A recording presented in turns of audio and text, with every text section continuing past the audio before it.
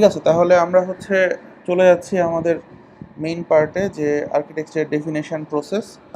তো আমাদের যে আর্কিটেকচার যে প্রসেস আছে সেটার ভিতরের মেজর যে অংশটা, প্রথম যে কাজটা আমরা দেখব সেটা হচ্ছে আর্কিটেকচার ডেফিনেশন প্রসেস। মানে আমরা কিভাবে আসলে আর্কিটেকচারটাকে ডিফাইন করব। প্রথমে আমাদের এই আর্কিটেকচার ডিফাইন করে নিতে হবে, তারপরে আসলে আমাদের মূল কাজ, হুম, যে আমাদের মূল কাজটা শুরু হবে, যে এই এই কিভাবে আমরা যাব। তো আমরা দেখি যে আসলে আমরা কি কি জিনিস ফলো করব।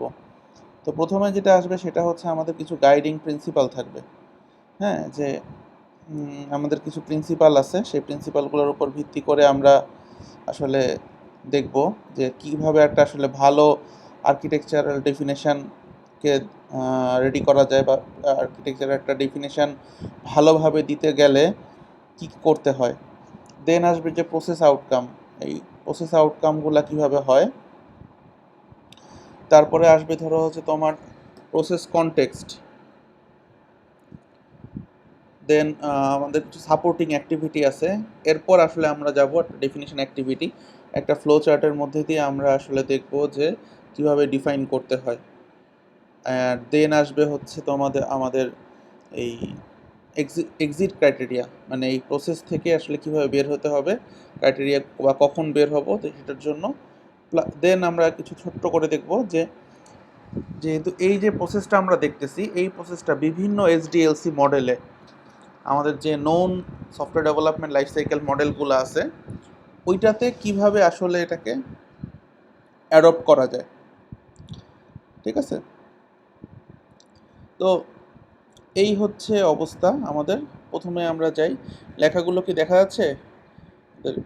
গাইডিং প্রিন্সিপাল, বিভিন্ন আমাদের প্রিন্সিপালগুলো আছে। তো প্রথমটা হচ্ছে কি, আমাদের এই আগে থেকে একটু বলি, আমাদের এই যে পুরো প্রসেসটা আসলে স্টেক হোল্ডার ড্রিভেন প্রসেস, যেটাকে আমরা অ্যাজাইল বলি বা আদার যে কোনোভাবেই বলি, বা ইটারেটিভ মডেল বলি, সেই মাধ্যমগুলো যেটাকে ফোকাস করে। আমরা আগের থেকে বলছি বারবার, স্টেক হোল্ডার ড্রিভেন একটা অ্যাপ্রোচে আমরা যাচ্ছি। কেন? কারণ আমাদের কাজটা আসলে স্টেক হোল্ডার ভিত্তিক। স্টেক হোল্ডারকে যত বেশি আমরা এঙ্গেজ করব, বা স্টেক হোল্ডারকে যত বেশি এটার সাথে আমরা রিলেট করতে পারবো, আমাদের আর্কিটেকচার তত ভালো হবে। এটা হচ্ছে প্রিন্সিপাল। সো প্রথম কথা হচ্ছে যে আমাদের it must be driven by stakeholder concern. আমাদের স্টেক হোল্ডারদেরকে সাথে নিয়ে কাজটা করতে হবে। Where the process must balance this concerns effectively, where they conflict or they have incomplete implications. তার মানে যেখানে ধরো কোনোভাবে স্টেক হোল্ডারের কোনো একটা ইস্যু থাকবে, যে এটা হয়তো ইফেক্টিভলি হচ্ছে না, বা এই জিনিসটা আমি যেভাবে চাচ্ছিলাম সেভাবে হয় নাই, সো সেই জায়গায় একটা চেক অ্যান্ড ব্যালেন্স করতে হবে। Okay, it must encourage the effective communication of architectural decisions, principles and the solution of the to the stakeholders. ঠিক আছে, যে আমাদের এই যে ইফেক্টিভ একটা কমিউনিকেশন থাকতে হবে। সবচেয়ে মেজর যে ইস্যুটা হয়, এই কমিউনিকেশন একটা গ্যাপ তৈরি হয়, যে এই স্টেক হোল্ডারদের সাথে। যে যখন দেখা যায় ধরো আমরা ডিজাইন করতেছি বা আর্কিটেকচার নিয়ে কাজ করতেছি, তখন আসলে কি করা হয়, যে নর্মালি, ও আচ্ছা ভাই, আপনি তো নন টেকনিক্যাল পারসন, আপনি এগুলো বুঝবেন না, তো এগুলা দরকার নাই। But it should not be. এখানে আসলে তাকে এঙ্গেজ করতে হবে। কথা হচ্ছে, স্যার কীভাবে এঙ্গেজ করব, উনি তো এগুলো বুঝে না। না বুঝলে নাই, কিন্তু তাকে আসলে মানে কিছু জিনিস তাকে টেকনিক্যালি সাউন্ড করতে হবে। যেহেতু সে সফটওয়্যার ইউজ করবে, বা সফটওয়্যার তার জন্য বানানো হচ্ছে, তাকে আসলেই টেকনিক্যালি সাউন্ড কিছুটা তৈরি করে নিতে হবে। তা না হলে কী হবে, পরবর্তীতে আমাদের সফটওয়্যার থেকে আরও প্রবলেম হবে, বা কাস্টমার স্যাটিসফ্যাকশন আসবে না, যেগুলো ধরো তোমরা রিকোয়ারমেন্ট ইঞ্জিনিয়ারিংয়ে হয়তো তোমাদেরকে বারবার বলছি। কারণ যে সফটওয়্যারটা ইউজ করবে তাকে আসলে এটার সাথে, এটা টার্মসগুলোর সাথে বা এটার প্রসেসের সাথে এঙ্গেজ করতে হবে। ফর এক্সাম্পল ধরো যে আমি বললাম যে ভাই দেখেন, এখন বিভিন্ন প্যাটার্ন আছে, হয়তো উনি কিছু বুঝে না। যেমন ধরো তোমরা যখন ধরো একটা ড্রেস কিনতে যাও, সবার তো ড্রেসের বিষয়ে অভিজ্ঞতা নাই। কাপড়ের কি আমার পছন্দ হলে, পরে আরাম লাগলে আমরা সেটাকে কিনতেছি। কিন্তু এটারও তো অনেক লংজিভিটির ব্যাপার আছে, বা এটা টেকসই কতটুকু বা কত ভালো। একই রকম একটা টি শার্ট হয়তো 100 টাকাও পাওয়া যায়, আবার হচ্ছে এটা 1000 টাকাও পাওয়া যায়। অবশ্যই গুণগত বা আদার্স অনেক ক্রাইটেরিয়া আছে। তো দোকানদার কি করে, কাস্টমারকে সাথে পরিচিত করার চেষ্টা করে, যাতে করে হচ্ছে সে ওই দামটা নিতে পারে। সেইমভাবে হচ্ছে কিন্তু এখানেও হচ্ছে আমাদের একটা ভালো আর্কিটেকচারের জন্য প্রপার কমিউনিকেশন থাকতে হবে তাদের সাথে। আচ্ছা, so it must be ensured on an ongoing basis, that is the architectural decision and principles are adhered to throughout the life cycle up to the final deployment. তার মানে হচ্ছে যে একই কথা, একদম through out the life cycle তাকে হচ্ছে এই এঙ্গেজ রাখতে হবে। ওকে, এরপরের জিনিসটা হচ্ছে ইট মাস্ট বি স্ট্রাকচার্ড। যে এই যে আমাদের কি বলে আর্কিটেকচার ডেফিনেশন যে প্রসেসটা, সেটা খুব স্ট্রাকচার্ড হবে। বা হচ্ছে যেমন ধরো ওই যে ফ্লুইড নেচার আছে আর্কিটেকচার ডেফিনেশন, আমরা একটু পড়ে নিও। ফ্লুইড নেচার যেটা হচ্ছে যে মানে এটা বলা হয় যে একদম প্লেন অ্যান্ড সিম্পল রাখার জন্য, যে আমার যে আর্কিটেকচারটা আমি করবো সেটা যত সিম্পল হবে তত ভালো। মানে আচ্ছা, এটা ভালো, আবার ইন আ সেন্স যদি আমি অপোজিট সাইড থেকে চিন্তা করি তাহলে হচ্ছে আমার চ্যালেঞ্জিং টু সাম এক্সটেন্ট। যে চ্যালেঞ্জিং কীভাবে হচ্ছে, যে দেখা যাচ্ছে যে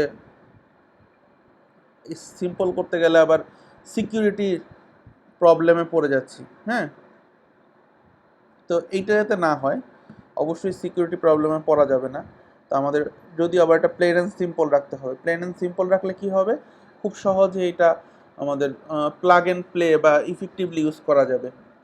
ধরো এর একটা খুব সিম্পল সলিউশন বলি। সিম্পল সলিউশন হচ্ছে আমরা যখন ওই যে স্কোপ বা কনটেক্সটটাকে ডিফাইন করি সিস্টেমের, হ্যাঁ, যে this is our system boundary বা this is a context boundary, যে তোমরা এই রিকোয়ারমেন্ট ইঞ্জিনিয়ারিংয়ে পড়ছো। তো এই স্কোপ বা কনটেক্সট যখন আমরা ঠিক করি তখন আসলে কি হয়, আমরা যখন বাউন্ডারিটা দিচ্ছি তখন দেখা যায়, ফর এক্সাম্পল ধরো আমার হচ্ছে একটা কি বলে একটা অনলাইন বা ই কমার্স একটা সাইট আমি তৈরি করব। তো এই যে ই কমার্স সাইটটা আমি তৈরি করব, এই ই কমার্স সাইটের ভিতরে আমার কি থাকবে আসলে, হয়তো ধরো একটা ক্লায়েন্ট তখন বলে নাই যে কি থাকবে, ধরো একটা হয়তো ইয়ে থাকলো, বললো পেমেন্ট সিস্টেম থাকবে। সো এই যে পেমেন্ট সিস্টেমটা, এটার আসলে কি হবে, এটা কিন্তু একটা আমাদের, এটাকে আমরা ওই যে রিকোয়ারমেন্টের ভাষায় বলি গ্রে জোন। হ্যাঁ, যে এটা একটা মানে ধোঁয়াশা একটা জায়গা তৈরি করছে, কনক্রিট সলিউশন নাই। ভাই একটা পেমেন্ট মেথড রাখতে হবে, কিন্তু দেখো দুইটা জিনিস হতে পারে। এক, আমি একটা এক্সিস্টিং কোনো একটা পেমেন্ট গেটওয়ে সার্ভিস যারা দেয়, ধরো এসএল ই কমার্স বা এরকম যারা আছে, ওদের কাছ থেকে নিয়ে আমি একটা এপিআই এর মাধ্যমে কানেক্ট করতে পারি পেমেন্ট। অর আমি কি করতে পারি, যে আমাকে বললো না ভাই, আমি নিজেরই আমার একটা বিকাশের মার্চেন্ট অ্যাকাউন্ট আছে, বিকাশ আমাকে একটা ড্যাশবোর্ড প্রোভাইড করে, আমি সেই ড্যাশবোর্ড দিয়ে হচ্ছে কানেক্ট হব। যে না, যে এই ড্যাশবোর্ডের মাধ্যমে আমি হচ্ছে আমার কাজটা চালাবো, যে এখানে আমার আসবে, আমি এটা কোড লিখবো। তাহলে এখন দেখো দুইটা জিনিস, একটাতে হচ্ছে আমি সরাসরি একটা এপিআই কল করতেছি, তার জন্য আমাকে হয়তো একটা ইন্টারফেস লিখতে হচ্ছে আলাদা করে, ওই ইন্টারফেসটা দিয়ে কমিউনিকেট করতে হচ্ছে। আর যখন আমাকে বলতেছে যে আমার নিজের একটা পেমেন্ট সিস্টেম বা মোবাইল আলাদা করে লাগবে, যে শুধুমাত্র এটা দিয়েই হবে।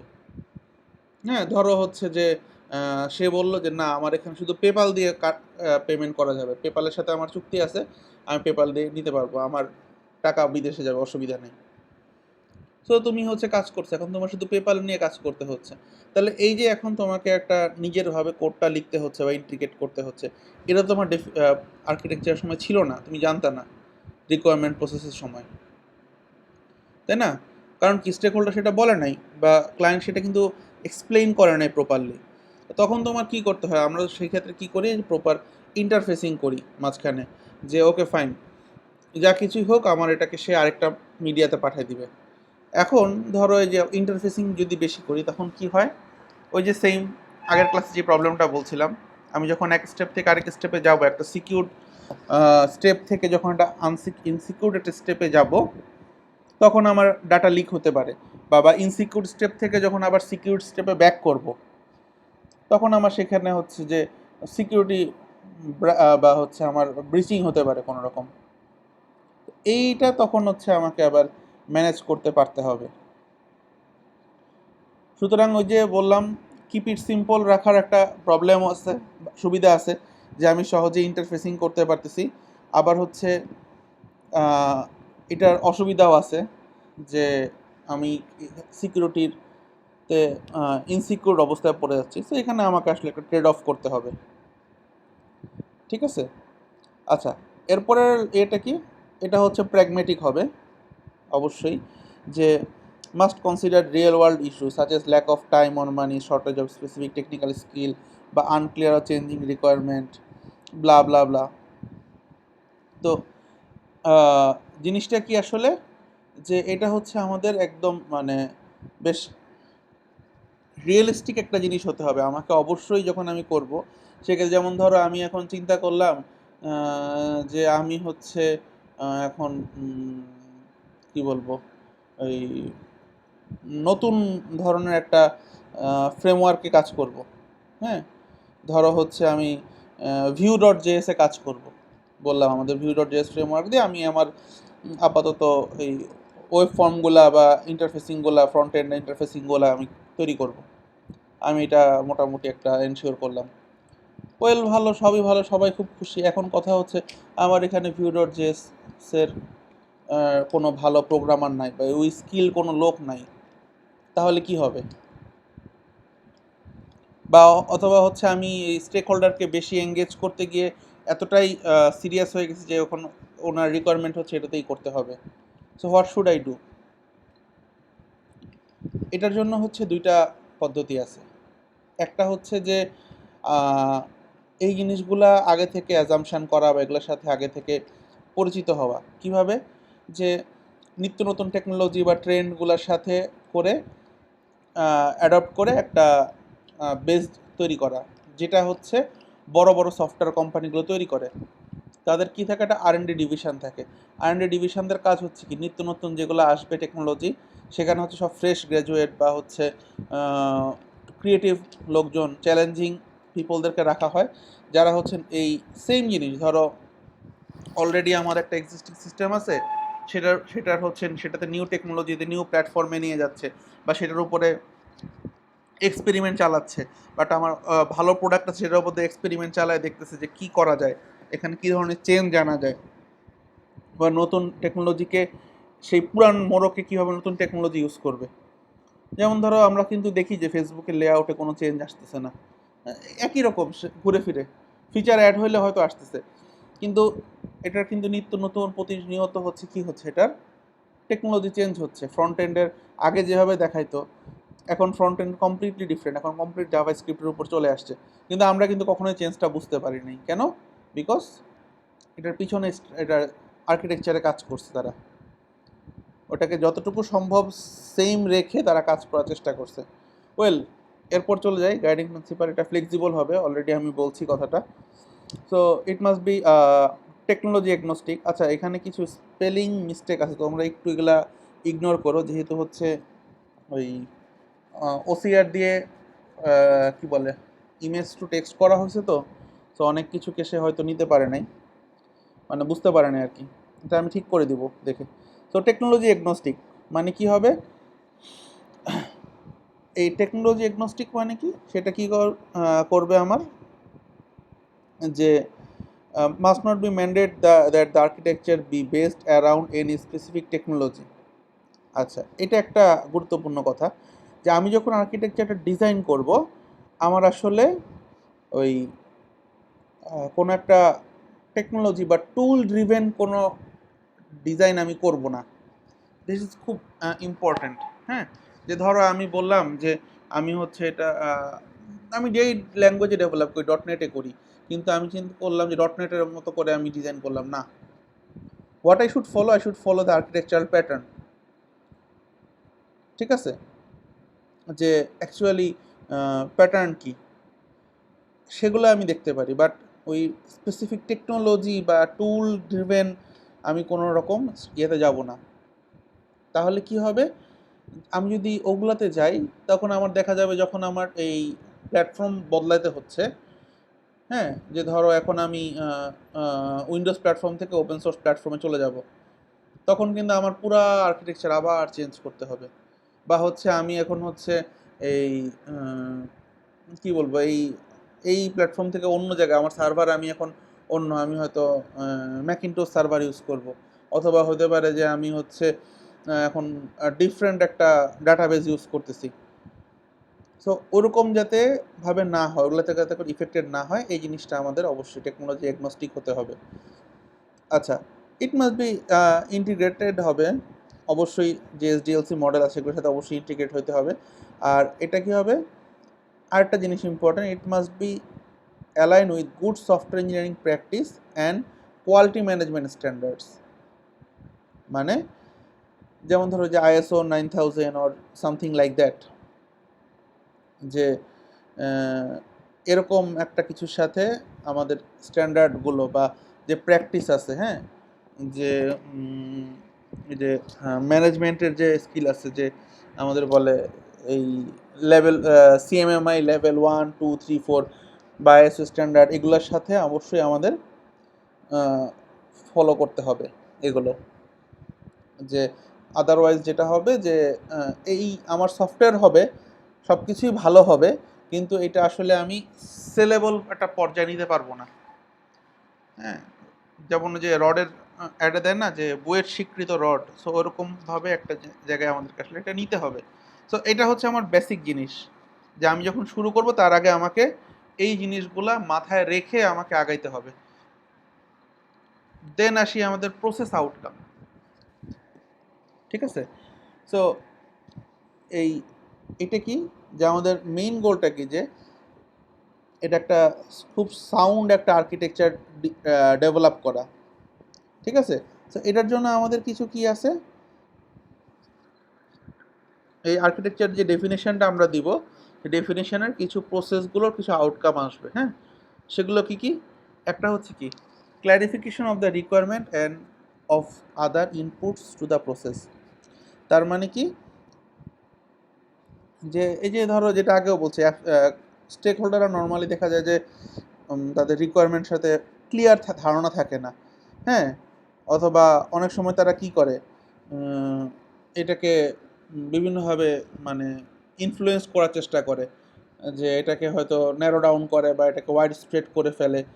এই জিনিসটা যাতে আমাদের এই প্রসেসের যখন আসবে, তখন মানে এই আর্কিটেকচার যখন আমি ডিফাইন করব, তখন যাতে এই রিকোয়ারমেন্টগুলো ক্ল্যারিফাই হয় একদম। আচ্ছা, management of stakeholders expectation, এটা কি, যে অবশ্যই দেখা যাবে যে হচ্ছে এই ম্যানেজমেন্ট যারা স্টেক হোল্ডারদের এক্সপেকটেশন আছে, এদেরকে যেন আমি হচ্ছে মানে আর্লি স্টেটেই এটা সম্পর্কে একটা এই ক্লিয়ার কনসেপ্ট দিতে পারি, যে এই জিনিসটা আমার এরকম একটা আর্কিটেকচার আমি তৈরি করতেছি, বা এই স্টাইলে আমি আসলে আমার সফটওয়্যারটা ডেভেলপ করতে যাচ্ছি। ঠিক আছে, যেমন আমি আমার একটা রিয়েল টাইম এক্সপিরিয়েন্স বলি, আমরা যখন আমি প্রথম দিকে যখন মাত্র একটু একটা মানে হয়তো এক্সপিরিয়েন্সের দিকে সিনিয়র না, বাট প্রজেক্ট পারপাস একটু সিনিয়র একটা লিড হিসাবে একটা প্রজেক্ট রান করতেছিলাম, ওয়ান কাইন্ড অফ আর্কিটেকচারের মতো।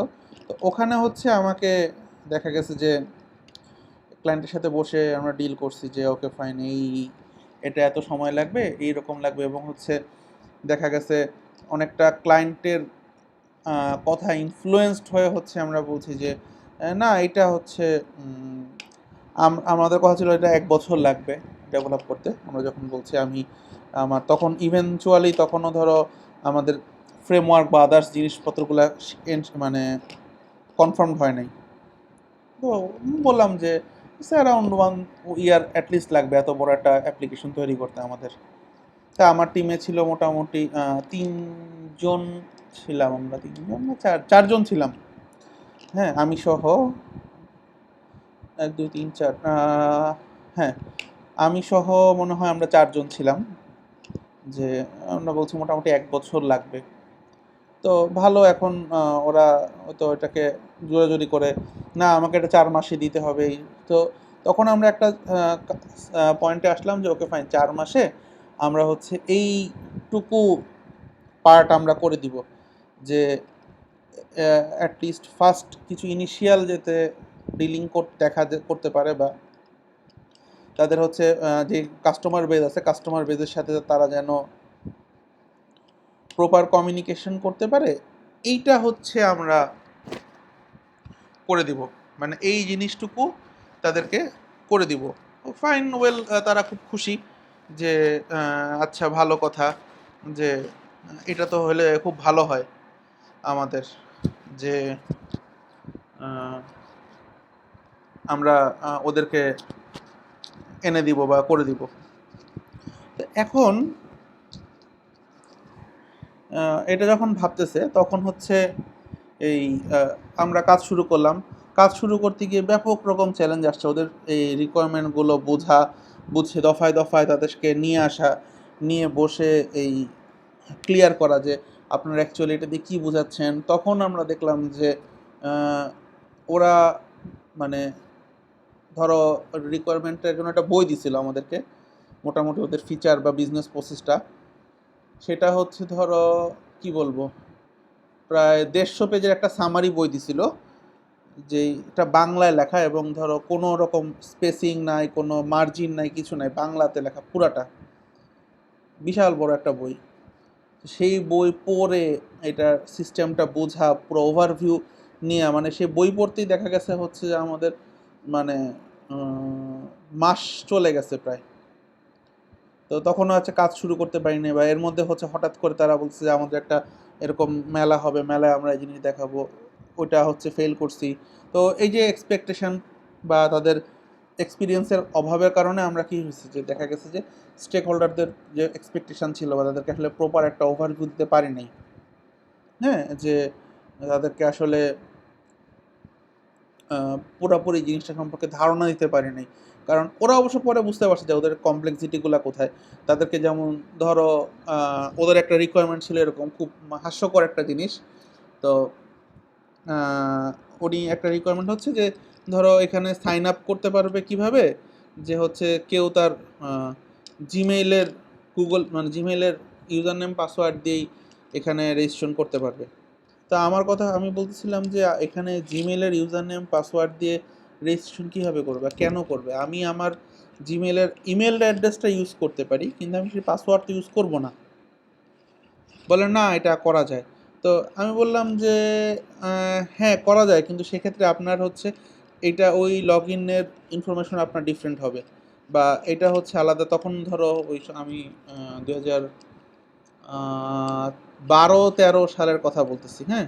তো তখন কিন্তু ধরো তখনও অত স্ট্রংলি ইয়েটা আসে নাই, যে গুগল হচ্ছে তার এই এপিআইগুলা প্রোভাইড করতো না, যে log in with Google GPI, Google ID, এগুলো অত ভালোভাবে ছিল না। হাওয়েভার, তো এখন উনি বলছে এটা উনি দেখছে। পরে হচ্ছে ওই জিনিসকে এক্সপ্লেন করা লাগলো, করে দেখালাম যে এটা আসলে শুধুমাত্র দিয়ে হচ্ছে রেজিস্ট্রেশন হয় না, এটা দিয়ে আসলে শুধু প্রথম অংশ সাইন আপ হয়, পরে গিয়ে আপনাকে সকল তথ্য দিতে হবে। উনি ভাবতেছিল যে গুগল থেকে সব তথ্য এক্সট্রাক্ট করে নিয়ে আসবে। তো হাওয়েভার তখন সিকিউরিটি অত স্ট্রং ছিল না, এই জন্য গুগল এগুলো প্রোভাইড করতো না। তো এগুলো তখন ক্লিয়ার হইতে হয়েছে। সেরকম আরও অনেক রিকোয়ারমেন্ট ছিল যেগুলো খুব এমবিগিউটি, ওগুলাকে বিশেষ করে তাদের এই টাকা পয়সার হিসাব নিকাশ বা ওগুলোতে অনেক কমপ্লেক্সিটি ছিল। তো ওই খুব ছোট ছোট ভাগ, ধরো হচ্ছে দশমিকের পর 8 নাম্বার ডিজিটে গিয়ে ভিন্ন, 7 ডিজিট সেম থাকে, 8 নাম্বার ডিজিটে গিয়ে ভিন্ন হয়। ঠিক আছে, তো এতগুলা অত ডিটেলস নাম্বার স্টোর করা, সেগুলোকে প্রসেস করা, ব্লা ব্লা ব্লা, এইসব ইস্যু ছিল। যে এই কারণেই হচ্ছে বলতেছি যে স্টেক হোল্ডারদেরকে সাথে রাখা। ওয়েল, এরপর হচ্ছে identification and evaluation of architectural options. কি যে এক ধরো একটা নর্মালি যেটা হয় যে একটা প্রবলেমের কিন্তু একটাই সলিউশন থাকে না, অনেক সলিউশন হয়, ঠিক আছে?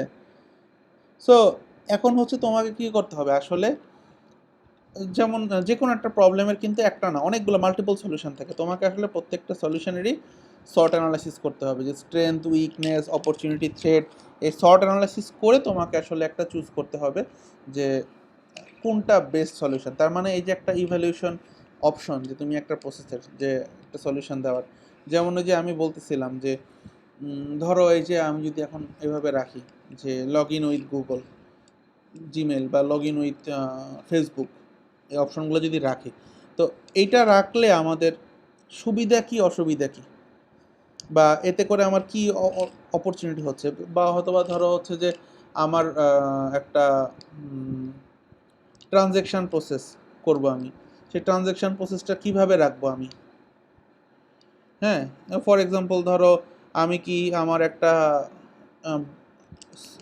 পার্টের কোনায় এমবেড করে রাখবো সিস্টেমটাকে, ধরো হচ্ছে আমার এই ফুল পেজ, ফুল পেজের এক কোনায় ছোট্ট করে আমি এটাকে এমবেড করে দিলাম যে পেমেন্টটা এখানে হচ্ছে, পুরা পেজে ইম্প্যাক্ট হবে না, শুধু জাভা স্ক্রিপ্ট দিয়ে বা যে করে দিয়ে ওইটুকু জায়গার চেঞ্জ আমি দেখতেছি, এরকম কিছু করব, নাকি পুরাটাকে আমি রিডিরেক্ট করে দিব, অথবা হচ্ছে যে আমি কমপ্লিটলি এটা থেকে সফটওয়্যার থেকে বের হয়ে গিয়ে আমি পেমেন্টের জায়গায় তাকে নিয়ে যাব, মানে এটা থেকে বের হয়ে শুধুমাত্র ইনফরমেশনটা নিয়ে আমি ওই জায়গায় পাঠিয়ে দিব, মানে কোন প্রসেসে যাব। সিম্পল একটা জিনিস দেখো, আমি একটা জিনিস কেনাকাটা করছি অনলাইনে, কিনে আমি এখন একটা জিনিস পেমেন্ট করব, যখনই আমি পেমেন্ট করব এটার কয়েকটা অপশন হতে পারে, যে আমি এইখানের ভিতরে একটা এমবেড করে রাখতে পারি, অথবা হচ্ছে বাইরে মানে এখান থেকে হচ্ছে সরাসরি আমি পেমেন্ট গেটওয়েকে কাছে কল করতে পারি, অর আমি পুরা সিস্টেম থেকে বের হয়ে গিয়ে শুধু সিস্টেমের কিছু ডাটাকে সেন্ড পাঠিয়ে দিয়ে আমি হচ্ছে নতুন একটা পেজ থেকে ওই প্রসেসটা চালু করতে পারি। এইটা হচ্ছে কি, এগুলো আমার অনেক সলিউশন, প্রত্যেকটারই আমার দেখতে হবে প্রজ অ্যান্ড কনস কি, দেখে দেন আমাকে ডিসিশন নিতে হবে। আচ্ছা, এরপর কি, description of architectural acceptance criteria, এটা হচ্ছে ইনডিরেক্ট একটা কাজ, যে আর্কিটেকচার যে ডেফিনেশন আছে বা যে প্রসেসটা আছে সেটা হচ্ছে একটা অ্যাকসেপ্টেন্স ক্রাইটেরিয়া, যেগুলো কী কী কী কী কী ক্রাইটেরিয়ার উপর ভিত্তি করে আমি অ্যাকসেপ্ট করব, কী দিয়ে করব না। আর হচ্ছে কি, creation of A set of design inputs, ঠিক আছে, যে আমাকে কিছু এই ডিজাইন প্রসেস ফলো করে আমাকে আসলে এই সফটওয়্যার আর্কিটেকচার ইন্টিগ্রিটিটা করতে হবে। তো এগুলো আমরা দেখব, এগুলা গ্র্যাজুয়ালি পরবর্তী চ্যাপ্টারগুলোতে আছে, আমরা এটা দেখব। তো এখন আমরা হচ্ছে এর পরের স্টেপে যাই, দ্য প্রসেস কনটেক্সট। হ্যাঁ, তো প্রসেস কনটেক্সটে যখন যাই তার আগে আমরা একটু এই ছবিটা দেখি, যে একটা পিক মডেল আছে, 3 পিক মডেল বলে। এটা কি, এটা হচ্ছে আমাদের মেইন ডেফিনেশন কনটেক্সটের অংশ, এখান থেকে শুরু, যে আমরা আসলে কি কি জিনিস ডিটেলিং করব। দেখো আমাদের এখানে কি আছে, এটা হচ্ছে লেভেল অফ ডিটেইলিং, যে উপর থেকে যত নাম নিচের দিকে যাবে তত ডিটেইল লেভেলিং করব আমরা। এখানে আছে আমাদের রিকোয়ারমেন্টগুলো, এই হচ্ছে আমাদের আর্কিটেকচার যেটা আমরা করব, আর এটা হচ্ছে কি আমাদের কনস্ট্রাকশন, মানে আমাদের যে সফটওয়্যার ডেভেলপমেন্ট হবে। তো এখানে রিকোয়ারমেন্টগুলো ইন্ডিপেন্ডেন্ট থেকে আস্তে আস্তে গ্র্যাজুয়ালি কি হয়, আমাদের রিকোয়ারমেন্টগুলোর বা ডিপেন্ডেন্সি বাড়ে। এই জায়গায় রিকোয়ারমেন্ট থেকে যখন আর্কিটেকচার হবে তখন আসলে আমাদের মেইন যে স্পেসিফিকেশনের কাজটা করতে হবে, আর এরপর আর্কিটেকচার থেকে ডিজাইনে ওই যাওয়ার আগে, ইমপ্লিমেন্টেশনে যাওয়ার আগে আমার মেইন ডিজাইনটা করতে হবে। দেয়ারফর তোমাদের এই কোর্সের নামটা যখন বলা হয় যে আর্কিটেকচার অ্যান্ড ডিজাইন, আগে আর্কিটেকচার করব, দেন আমি আসলে ডিজাইন মানে স্কেলেটনটা দিব, দেন আসলে আমি ডিটেলিং ডিজাইন করব। তো এইবার আমি আসি যে এটার কনটেক্সটগুলো কী কী। রিকোয়ারমেন্ট অ্যানালাইসিস কী করবে, provides the context of for architecture definition by defining the scope and the system quality properties. তার মানে আমার সিস্টেমের স্কোপ দিতে হবে আর হচ্ছে কোয়ালিটি প্রপার্টিগুলোকে ডিফাইন করতে হবে। স্কোপ বলতে ওই যে আমি যেটা বলছিলাম যে আমার সিস্টেম বাউন্ডারি কতটুকু, আমার ফুল এটার কনটেক্সট কতটুকু, কি কি জিনিস থাকবে। যেমন ধরো এই সেমভাবে যদি আমি বলি একটা আমাদের গার্মেন্টস আরএমজি সেক্টরের জন্য আমরা হচ্ছে একটা সফটওয়্যার তৈরি করবো। সেটা হয়তো ছোট্ট একটা যে ইনভেন্টরি সিস্টেমটা, যে ওদের র ম্যাটেরিয়ালগুলো কি আছে না আছে, ডেলি কি কি ধরনের কতটুকু র ম্যাটেরিয়াল বের হচ্ছে, এটা থেকে কি কি প্রোডাক্ট বের হচ্ছে, কতটুকু ওয়েস্ট হচ্ছে, কতটুকু আবার রিটার্ন করতেছে। তো এই জিনিসগুলোর হিসাব নিকাশ রাখবে। এখন যখন ক্লায়েন্ট যখন বা ওদের যে ধরো মালিক বা ম্যানেজার যখন আমাদেরকে জিনিসটা বুঝাবে রিকোয়ারমেন্টটা, তখন কিন্তু উনি এইসব গল্প বলবে না। উনি বলবে যে ওনার এটার সাথে আনবে যে এই মানুষ নিয়ে যায়, এটা নিয়ে আসে, ওইটাকে নিয়ে রাখে, এভাবে ঢালে, এই রেশিওতে করে। তো এই সব থেকে কিন্তু আমাকে আসলে একদম স্পেসিফিক্যালি বুঝতে হবে, আমাদের সিস্টেম বাউন্ডারি দিতে হবে। এই যে সব কথাবার্তা বলছি, এখান থেকে আসলে আমাকে ইমপ্লিমেন্ট করতে হবে কতটুকু, আমি আসলে কতটুকুকে ইমপ্লিমেন্ট করব, এই জিনিসটা আমাকে ওখান থেকে বের করে বুঝে নিয়ে আসতে হবে। এই যে বলছে এই নিয়ে যাবে, ও নিয়ে আসবে, আমি কি সেটা কন্ট্রোল করতে পারবো? যে আমার হচ্ছে ধরো বলতেছে যে এই 5 জন হচ্ছে আমার শুধুমাত্র ইনভেন্টরি অ্যাক্সেসে, তারা ছাড়া এটা নিয়ে আসতে পারে না। আমার সফটওয়্যার সেটা কীভাবে বুঝবে? হাউ? আমি কি সেটা আদৌ ইমপ্লিমেন্ট করব? বা যদি সেটা ইমপ্লিমেন্ট করতে চাই তাহলে সেটার প্রসেস কী হবে? যেমন ধরো বললো যে এই 5 জন হচ্ছে আমার খুবই বিশ্বস্ত থাকবে, এই 5 জন ছাড়া আর কেউ আসলে আমার এই স্টোরে ঢুকতে পারবে না, যারা স্টোর থেকে কিছু বের করার জন্য। তাহলে এখন আমি কি এটা, আমার প্রশ্ন হবে যে বলবো যে স্যার এটা লগ ইন করতে হবে, ওই 5 জন লগ ইন করবে। এখন ওই 5 জন লগ ইন ক্রেডেন্সিয়াল যদি কোনোভাবে কম্প্রোমাইজড হয়ে যায়, যে অন্য কেউ জানতে পারে, তখন তাহলে কি হবে? বা আমার সফটওয়্যারে আমি যখন কিবোর্ড প্রেস করছি বাটন, তখন তো আসলে জানি না যে আসলে এটা কে প্রেস করতেছে, জানি কি? জানি না। তাহলে আমাদের জন্য কি হবে? তাহলে একটা যদি বলে যে না ওইটা করতেই হবে, আমার এতটাই সেন্সিটিভ জিনিসপত্র স্টোরে আছে, তাহলে একরকম হিসাব। আমি বলতে পারি যে ধরেন আমরা হয়তো ফেস বেস লক আনলকিং করব, যে ইউজার অথেন্টিকেশনটা হবে আমার ফেস রিকগনিশন বেসড, যে আসবে সে তার এখানে একটা ওয়েবক্যাম থাকবে, চেহারা দেখাবে, চেহারা দেখাইলে যদি চেহারা মিলে তাহলেই খুলবে, আদারওয়াইজ এটা লকই খুলবে না। Okay fine, it is also embedded system. তার মানে কি আমার সফটওয়্যারের সাথে, দেখো সফটওয়্যার ছিল কিন্তু হচ্ছে ইনভেন্টরিটা বানানো, এটার সাথে আমার আবার কি একটা হার্ডওয়্যার ইন্টারফেসিং অ্যাড করতে হচ্ছে, যে যখনই আমার এটা আসবে তখনই শুধুমাত্র খুলবে। হ্যাঁ, আবার হচ্ছে ধরো আবার আবার বললো যে না আমার যদি এখান থেকে চুরি করে, ধরো হচ্ছে যে নিল হচ্ছে 5টা ইনপুট দিল, 3টা নিছি, বা ভুল দিল, তখন কি হবে? তাহলে ওকে ফাইন, তাহলে এক কাজ করেন বারকোড দেন। বা যদি বলো যে আচ্ছা যেমন এই পাসপোর্ট অফিসের কথাই বলি, যে ধরেন হচ্ছে পাসপোর্টের বইগুলো যখন নিয়ে যায়, তখন যেটা হয়তো আগে যে গলা কাটা পাসপোর্ট বেচা হইতো, বা এই ধরনের কিছু কনসেপ্ট ছিল।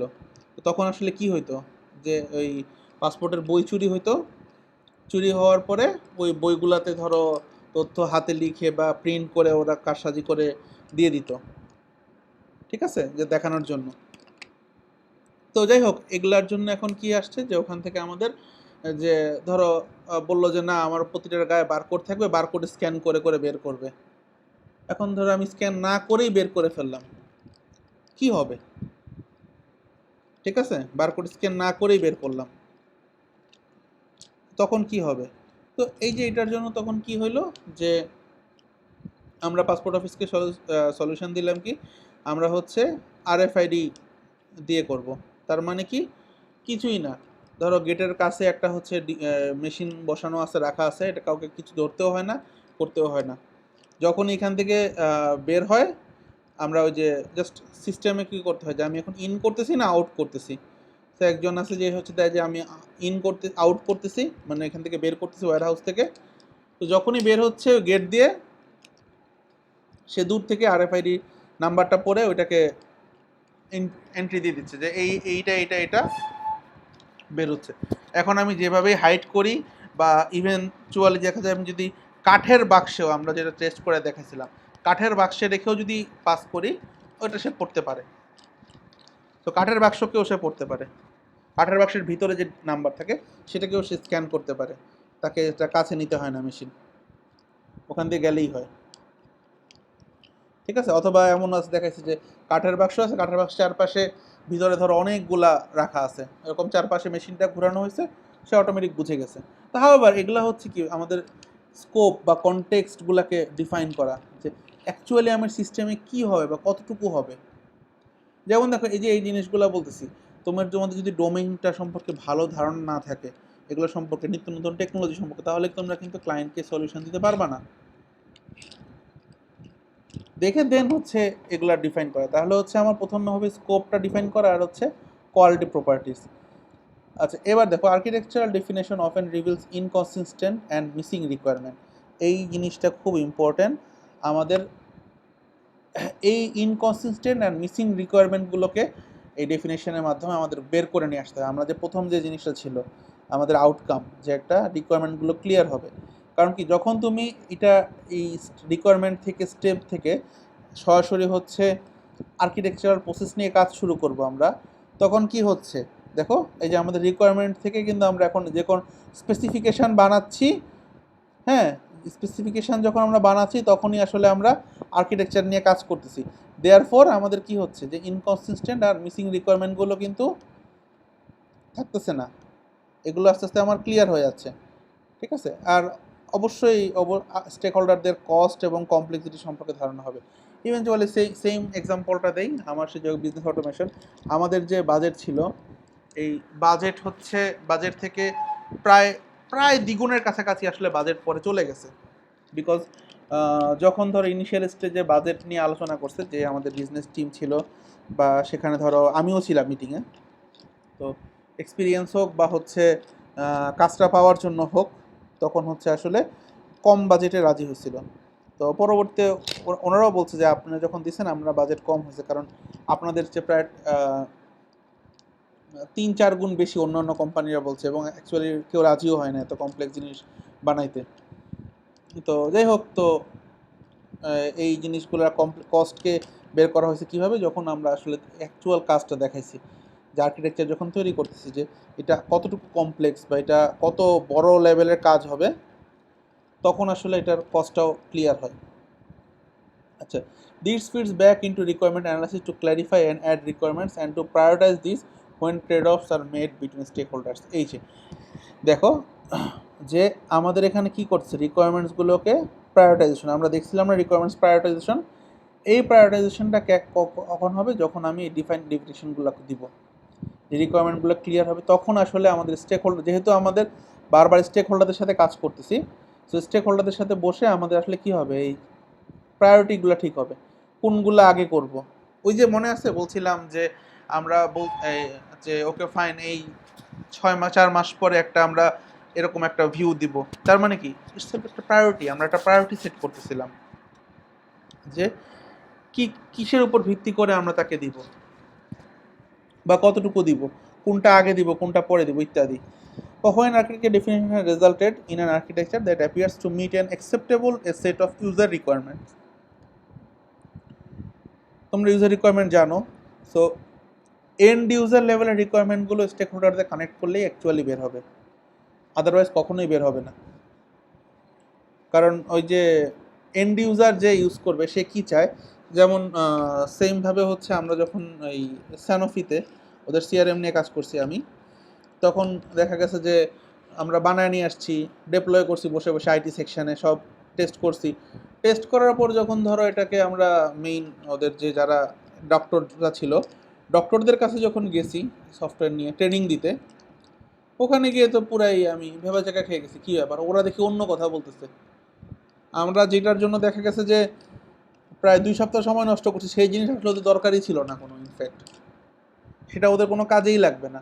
অথচ ওদের খুব ইম্পর্ট্যান্ট একটা ইস্যু, ওরা এটা বলে, ওরা হয়তো বলছে বা যাকে বলছে যারা আমাদের সিনিয়র বা যে রিকোয়ারমেন্ট নিয়ে গেছে সে বুঝে নাই, অর ওদের যে আইটির লোকজন আছে ওরা হচ্ছে এটাকে ঠিকমতো ইন্টারপ্রেট করতে পারে নাই। পরে তখন দেখা গেছে বসে বসে আবার ওখানে বসে ঠিক করা লাগছে, আবার ওখানে বসে এগুলো কাস্টমাইজ করা লাগছে, করে দেন একটা তাদেরকে সলিউশন দিতে হয়েছে। ঠিক আছে, সো এই যে এখানে হচ্ছে কি এন্ড ইউজার রিকোয়ারমেন্টগুলো ক্লিয়ার করতে হবে, ক্লিয়ার হয়ে যাবে ইনফ্যাক্ট। আচ্ছা, construction is often organised as a set of incremental deliveries. each of which aims to provide a useful set of functions and to leave the system in stable usable state. তার মানে আমাদের কি হচ্ছে এখানে প্রতিনিয়ত কি হবে, ডেলিভারিগুলো ইনক্রিমেন্টাল হবে। যে কারণ কি, আমরা যখন প্রথম দিকে কাজ শুরু করি আমাদের আসলে কিছুই ডেলিভারেবল থাকে না। কারণ কি, আমি কাজ লিখতেছি, স্ট্রাকচার তৈরি করতেছি, স্কেলেটন বানাচ্ছি, আউটপুট তো নাই। যখন মেইনলি হচ্ছে আমাদের ওয়েব ইন্টারফেসিংগুলো, ওয়েব ফর্মের কাজগুলো শুরু হয়, তখন না আসলে কাস্টমার সেটা দেখতে পারে। হ্যাঁ, যেমন এই সেমভাবে অটোমেশনের বলি, এমন হয়েছে যে এরকম দেখা গেছে আমাদের তখন দুইটা ইয়েকে নেওয়া হয়েছে, দুইটা মেয়ে আমাদের টিমে জয়েন করছে। মানে একটা মেয়ে আমাদের নতুন রিক্রুটেড, আর একটা মেয়ে ছিল হচ্ছে আগে অন্য টিমে ছিল, এই টিমে এসে কাজ করতেছে। তো তখন হচ্ছে আমাদের আসলে মোটামুটি জিনিসটা দাঁড়ায় গেছে, আমরা হচ্ছে প্রতিনিয়তই আপডেটগুলো দিই, একটা লিস্ট পাঠাই দিই ইমেল করে। প্রতি সপ্তাহে সপ্তাহে দিতাম, এরপর দেখা গেছে 2-3 দিন পর পর ইমেল করতেছি যে এই জিনিসগুলো ডেভেলপ হচ্ছে, ডিপ্লয় করা আছে সার্ভারে, আপনি দেখেন অনলাইনে। তো হঠাৎ করে এরপরের মাসে যখন আসলো, বলল যে আমাকে বলছে ইফতেখার, আপনি যে নতুন মেয়ে দুইটা কিনেছে তো খুবই ভালো, খুবই চমৎকার, অনেক ভালো কাজ করে। আমি বললাম তাই নাকি, ভালো তো। বলে হ্যাঁ হ্যাঁ, ওদের জন্য ওরা তো এত দিচ্ছে যে আমি আসলে এখন এগুলা দেখে ফিডব্যাক দিয়েও শেষ করতে পারতেছি না। ওদের এত অ্যাক্টিভিটি, মানে এত অ্যাক্টিভ ওরা এখন কাজ করছে, তোমাদের আগের টিমের চেয়ে এরা খুব বেশি ভালো। তা আমি তখন মনে মনে হাসি, কারণ তখন অলরেডি ডাটাবেস রেডি, তখন সব ভিতরে লজিকগুলা তৈরি হয়ে আছে, কোয়ারিগুলা প্রসেসিং করা আছে। এখন স্যার শুধু সেটা কল করে আর হচ্ছে ভিউ করতেছে, কল করতেছে আর ভিউ করতেছে, বা ইনপুট নিচ্ছে সেগুলো পাঠায় দিচ্ছে, ভিতরে সব প্রসেস রেডি আছে, এগুলো আগে থেকে স্টোর করা, এই জন্য অতদিন দেখে নাই। তো উনি 3 মাস কিছুই দেখে নাই আউটপুট, হঠাৎ করে 1 মাসে মানে ড্রাস্টিক্যাল আউটপুট দেখে ওনার মাথা খারাপ হয়ে গেছে। তো ঠিক আছে, তো এখন কি হয়, ডেলিভারিগুলো ইনক্রিমেন্টাল হতে থাকে। তো এই যে দেখো, এইটার একটা অসুবিধাও আছে। সুবিধাটা কি, কাস্টমার খুশিও হয়, অসুবিধাটাও হয় কিন্তু, যে আমাদের যখন এই জিনিসগুলো তৈরি হতে থাকে তখন আসলে কি হয়, যে প্রপারলি এটার মেনটেন করা সমস্যা হয়ে যায়। এই জন্যই কিন্তু ধরো এই যে অ্যাজাইল যে অ্যাপ্রোচটা তোমাদেরকে দেখানো হয়, অ্যাজাইল মেথোডোলজি, হ্যাঁ, যে স্ক্রামিং বা লিন সফটওয়্যার যেটা আছে, স্ক্রামিং যখন করে, যে মডিউল ভিত্তিক দেখানো বা কাজ করা, যে আমি মডিউল ডিজাইন করছি, মডিউল ডিপ্লয় করছি, মডিউল ডিজাইন করছি, মডিউল ডিপ্লয় করতেছি, ওইখানে অংশে টেস্টিং করতেছি, ওইটা নিয়ে আমি কাস্টমারের সাথে ডিল করতেছি। এই যে ছোট ছোট ছোট করে ভাগ করে করে কাজ করে, কেন করে? বিকজ এই সব রিজনে, যে আমি যখন এভাবে দিয়ে যাচ্ছি ডেলিভারি, তখন আসলে কাস্টমার হিমশিম খাচ্ছে বা বুঝতে পারতেছে না, অথবা সে এটাতে ম্যানেজ করতে পারতেছে না, যে এত বড় একটা জিনিস তৈরি হয়েছে, এটা আসলে আমি কোন দিক থেকে দেখব, কোন দিকে শেষ করব, বুঝে পাচ্ছি না। তো এই জন্য হচ্ছে কি করতে হয় যে অ্যাজাইল মেথড বা ইটারেটিভ অ্যাপ্রোচ। এই যে আমি ইটারেটিভ যাচ্ছি, কেন ইটারেটিভ যাচ্ছি, তার পিছনে কিছু মোটিভেশন হচ্ছে এগুলো। স্যার এইটুক পর্যন্ত কি আমরা বুঝতে পারছি প্রসেসটা?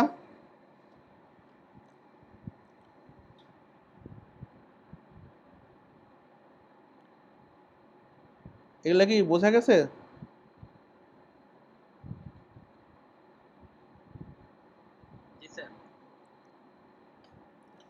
আচ্ছা, যদি বোঝা যায় তাহলে আমরা নেক্সট সাপোর্টিং অ্যাক্টিভিটিসে চলে যাই।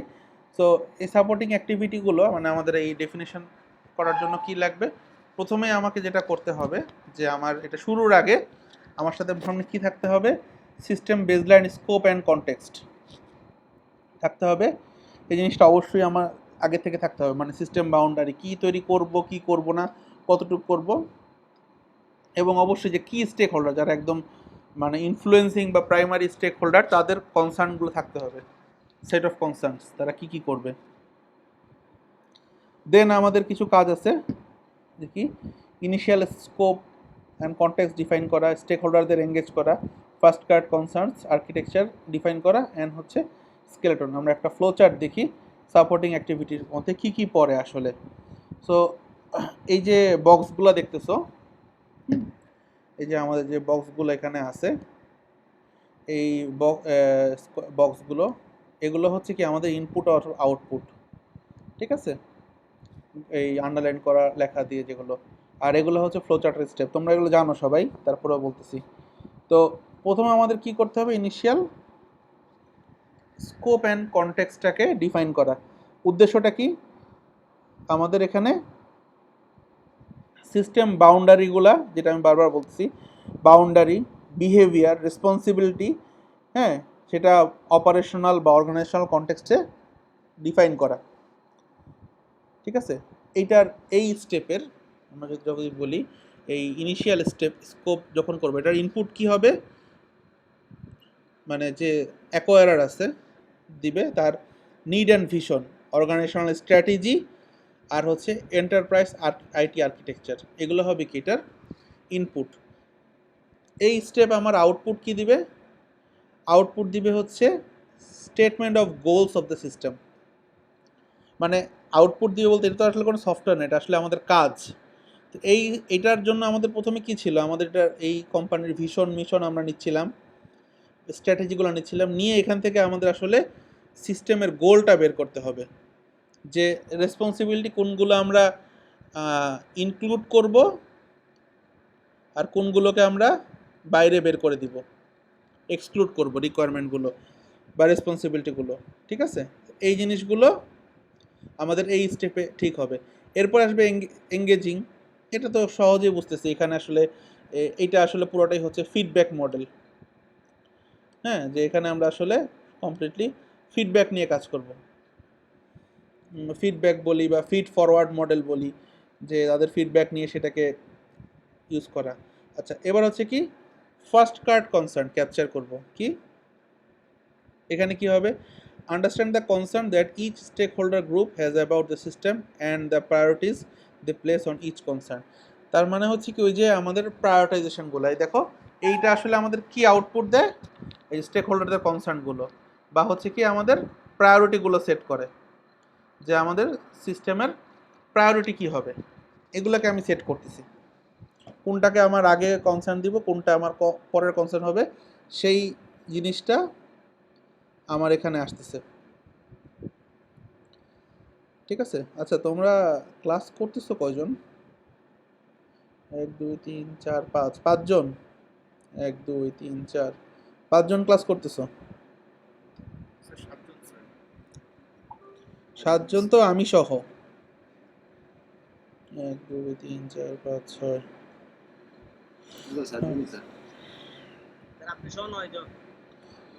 যাই হোক, কিছু বলার নাই, না দেখলে আমার, না শুনলে আমার কোনো অসুবিধা নেই, এগুলো বইতে আছে, বই পড়ে বুঝতে পারবা। যাই হোক, এরপরের কাজ হচ্ছে যে এখানে স্টেক হোল্ডারদের আমরা যে জিনিসগুলো ছিল ওগুলো ডিফাইন করব।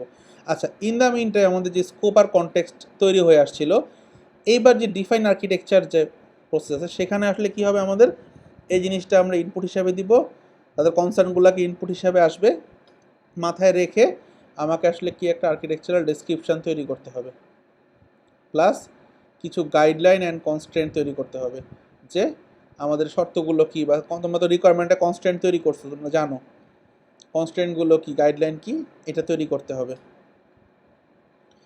ঠিক আছে, সো এরপরে হ্যাঁ বলো। স্যার এই স্লাইডটা কি একটু প্রথম থেকে আরেকবার বলবেন, আমি বারবার বের হয়ে যেতেছি তো ভালো করে বুঝতে পারতেছি।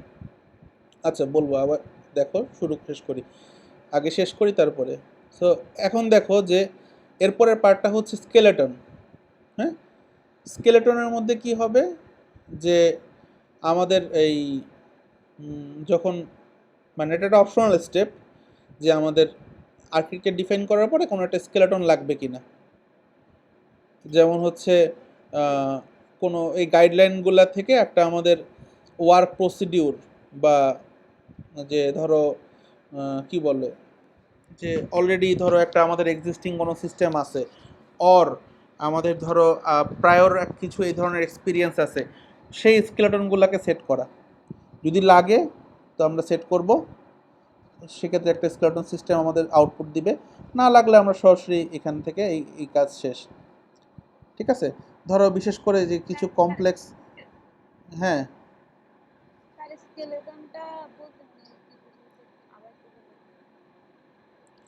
আচ্ছা, স্কেলেটন বলতে ধরো আমাদের এই টাইপের প্রায়র কোনো আগের কোনো এরকম ধরো আর্কিটেকচার আছে কি না আমাদের, অথবা মানে এই ধরনের আমাদের কোনো কাজ করছে কিনা, অথবা স্পেশাল ডোমেন ভিত্তিক কোনো আমাদের লাগবে কিনা। যেমন ধরো সেটা হতে পারে যে আমাদের কোনো সিএমএস আমরা আগে ইউজ করছি, অথবা কোনো এই ধরনের কোনো ওপেন সোর্স সিস্টেম আছে, যেমন ধরো হচ্ছে এই যে জার্নাল ম্যানেজমেন্ট সিস্টেম যখন করছি, বা এই যে আমাদের এনএসটিউর যে জার্নাল ছিল, এটা যখন আমরা এখন কি করছি, হয়তো একটা ওপেন সোর্স সিস্টেম ইনস্টল করে দিছি। তোমরা গেলেও দেখতে পারবো ওয়েবসাইটে journal.nstu.edu.bd, ওখানে গেলে দেখবা আমাদের জার্নালটা অনলাইন করা আছে। ওখানে ওরা জার্নাল সাবমিট করতে পারে, প্লাস রিভিউতে পাঠানো যায়, পাবলিশ হলে এগুলো আবার ভিউও করা যায়, অনলাইনে দেখাও যায়। যে রিসেন্টগুলা বা কিছু প্রিভিয়াস কিছু দেওয়াও আছে।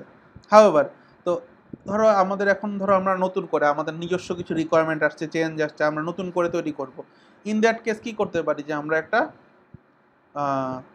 স্কেলেটন, যে এটার যে আচ্ছা কীভাবে কাজটা হয়, যে ওই ফিশ বোন, বা তোমাদের দেখাইছিলাম আমরা রিকোয়ারমেন্টে যে ব্রাঞ্চিং বোনগুলা, মানে একটা মাছের কাটা যেরকম থাকে না, কাটার মধ্যে কি হয়, মাংসগুলো বসাইতে হয়, স্কেলেটনটা সেরকম একটা স্কেলেটন আছে কিনা, কোনো এটার প্রসেস, মানে কোনো স্ট্যান্ডার্ড কোনো প্রসেস আছে কিনা, বা আমরা আগে এরকম কোনো প্রসেস নিয়ে কাজ করছি কিনা, থাকলে সেটার উপর বেস করে কাজ করব। এই হচ্ছে আমাদের প্রসেস। আবার যদি একটু বলি, দেখো জিনিসটা কি ছিল আমাদের, বারবার প্রথমে আমাদের ইনিশিয়াল স্কোপ আর কনটেক্সটটা ডিফাইন করতে হবে। তার জন্য আমাদের কি লাগবে, এই কনটেক্সট ডিফাইন করার জন্য আমাদের লাগবে কি, যার জন্য তৈরি করব তার নিড, মানে সেই কাস্টমারের নিড আর ভিশনটা কি, তাদের অর্গানাইজেশনাল স্ট্র্যাটেজিগুলো কি, তাদের এন্টারপ্রাইজ লেভেলের আইটি আর্কিটেকচার কি আছে বা কি চাচ্ছে, সেইটার উপর ভিত্তি করে আমরা কি করব, কিছু ইনিশিয়াল স্কোপ আর কনটেক্সট তৈরি করব। সো প্রথম এটা কি আসবে আমাদের, এইটার আউটপুট হিসাবে স্কোপ আর কনটেক্সট তৈরি হবে। আর এখানে থেকে বের হবে কি আসলে আমাদের, যে ইনক্লুড করব কোনগুলো, যেই জিনিসগুলো আমাদের কোন রেসপন্সিবিলিটিগুলো আমাদের সিস্টেমের ভিতরে আছে, আর কোনগুলো আমাদের দরকার নাই সেগুলোকে আমরা এক্সক্লুড করব। যে সিস্টেম বাউন্ডারিটা যখন আমরা তৈরি করব, যে অ্যাকচুয়াল আমাদের কাজটা কি, ওই যে বলতেছিলাম গার্মেন্টসের, আমরা যখন শুনবো তার কাছ থেকে পুরো এনভায়রনমেন্ট গল্প শুনে, আমি যখন বুঝবো যে অ্যাকচুয়ালি আমার কি বানাইতে হবে, তখন হচ্ছে আমি আসলে বুঝবো যে আমার কোনটা রাখবো কোনটা রাখবো না, স্কোপ আর এই কনটেক্সটটা আমার তৈরি হবে।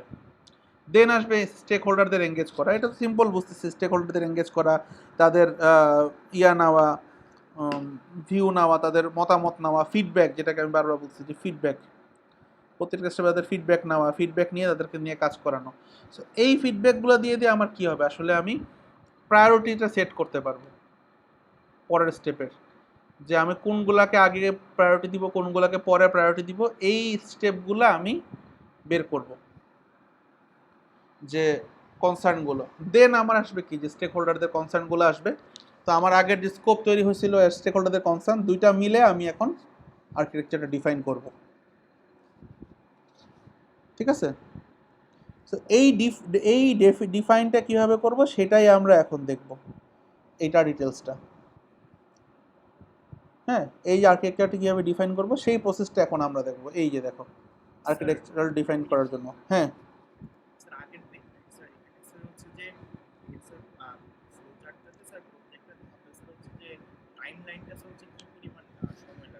আচ্ছা, এটা টাইমটা হচ্ছে অ্যাকচুয়ালি এটা অ্যাডহক বেসিসে।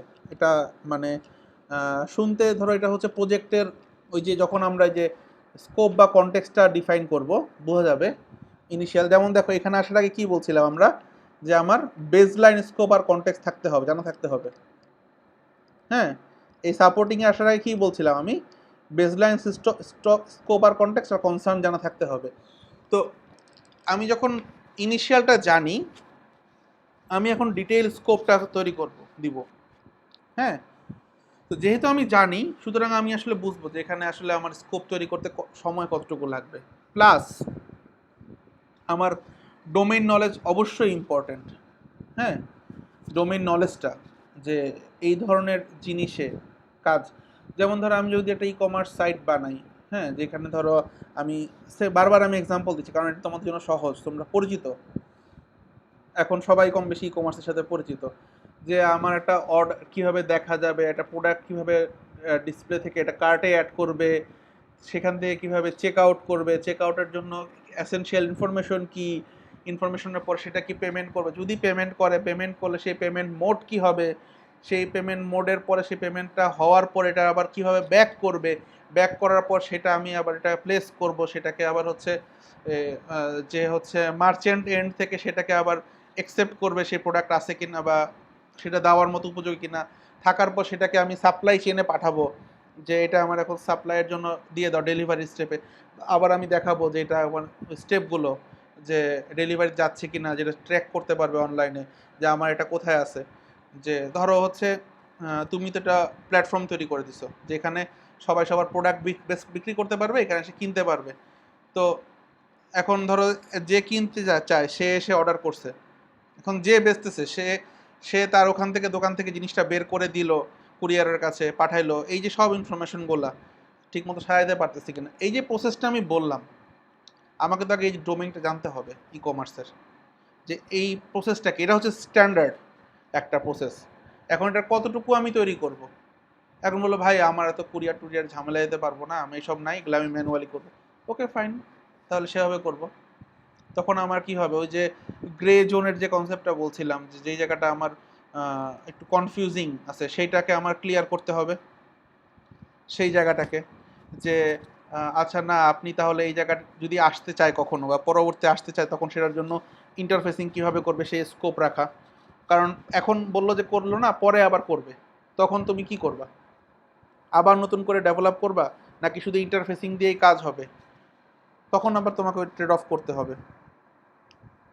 তো এই যে স্কোপটা, এখন আমার প্রজেক্ট যত বড়, আমার যত বেশি এক্সপিরিয়েন্স, সেই হিসাবে এগুলো তৈরি হবে। ঠিক আছে, তোমার যত একটা প্রজেক্টের লেন্থের উপর, বাজেটের উপর, মানে এটার স্কেলেবিলিটির উপর, কত বড় প্রজেক্ট হবে তার উপর ভিত্তি করে এই জিনিসগুলো হবে। স্যার বুঝতে পারছি। জি স্যার। স্যার আচ্ছা গাইডলাইন আর কনস্ট্রেন্টের মধ্যে পার্থক্য কি? কোনটা? যে আউটকাম গাইডলাইন? গাইডলাইন গাইডলাইন আর কনস্ট্রেন্ট যেটা আছে। গাইডলাইন তো হচ্ছে যে আমাদের এই যে কি কি কিভাবে তৈরি করব সেটা। আর কনস্ট্রেন্ট কি, তোমরা রিকোয়ারমেন্ট করছো না কনস্ট্রেন্ট, যে লিমিটেশন বা কি কি জিনিস জায়গায় আমার মানে থাকতে পারবে বা কি থাকতে পারবে না, এই জিনিসগুলো ইনশিওর করা। রিকোয়ারমেন্টে যে কনস্ট্রেন্টগুলো তৈরি করছিলা, মনে আছে হ্যাঁ রিকোয়ারমেন্ট করছে, সেই কনস্ট্রেন্টগুলো এখানে চলে আসবে। কারণ কি, এটা কিন্তু আমি দেখো বারবার বলছি, এই জায়গাটা আর্কিটেকচারের কাজটা কিন্তু তোমাদের মাঝখানে কিন্তু রিকোয়ারমেন্টের পর ছিল ডিজাইন আর হচ্ছে ডেভেলপমেন্ট ছিল, রিকোয়ারমেন্ট ডিজাইন ডেভেলপমেন্ট। এখন যখন আমরা বলতেছি মাঝখানে আর্কিটেকচার নিয়ে কাজ করতেছি, আসলে আর্কিটেকচার আসলে কি করতেছে, যে স্পেসিফিকেশন আর ডিজাইন এর মাঝখানে একটা স্টেপ হয়ে, মানে একটা ন্যারো স্টেপ হয়ে, একটা পিক হয়ে সে বসে আছে, সে এখানে কাজ করতেছে। তার মানে সে আসলে আর্কিটেকচারগুলোকেও প্রপারলি স্পেসিফাই করতেছে, প্লাস ডিজাইনারের জন্য ইনপুটগুলোকে আমার ক্লিয়ার করে দিচ্ছে। স্পেসিফিকেশনের এখানে বসে সে কাজ করতেছে, যে আরও প্রিসাইজ করার জন্য, আরও টু দি পয়েন্টে হওয়ার জন্য, বা আরও মানে মোর অ্যাকুরেট হওয়ার জন্য সে কাজ করতেছে। পাশাপাশি একটা ডিজাইন যখন শুরু করবে, ডিজাইনারের কাজ করা শুরুর আগে সে কিছু কন্টেক্ট বা ভিউ পয়েন্ট তৈরি করে দিচ্ছে, গাইডলাইন তৈরি করে দিচ্ছে যে কীভাবে হবে। ঠিক আছে, তো এবার হচ্ছে চলে যায় আমাদের এই ডিটেলস অফ আর্কিটেকচার ডেফিনেশন, মানে এই যে আমরা যেখানে ডিফাইন আর্কিটেকচার করব এই স্টেপটার পয়েন্টে। সেখানে 7টা স্টেপ আছে, যে কি করতে হবে কি করতে হবে না। তো প্রথম থেকে কি, কনসোলের input, identify scenarios, identify relevant architectural style, produce candidate architecture, explore architectural options, evaluate architecture with stakeholders. Then এটা হচ্ছে যদি না হয় তখন, আচ্ছা এই পুরোটা কিন্তু হচ্ছে জাস্ট আমি হচ্ছে এখন কোনটা কি সেই ধারণা দিব। মানে এটা হচ্ছে পুরো আর্কিটেকচার তুমি তখন ডিফাইন করতেছো, মানে তোমাদের এই কোর্সের মানে 80% পড়া এখানে, মানে এগুলোর আমরা স্টেপ বাই স্টেপ দেখব পরবর্তী আরও ডিটেলসে, যে সিনারিওর তৈরির স্টেপগুলো কি, স্টাইল কি কি ধরনের স্টাইল আছে না আছে কি আছে, এটা। তো আমরা একটু যদি দেখি এখন সিনারিওটা, প্রথম যেটা আছে, যে ধরো কনসোলেট ইনপুট, লেখাগুলো মনে ক্লিয়ার না, তাই না, একটু ঘোলা ঘোলা।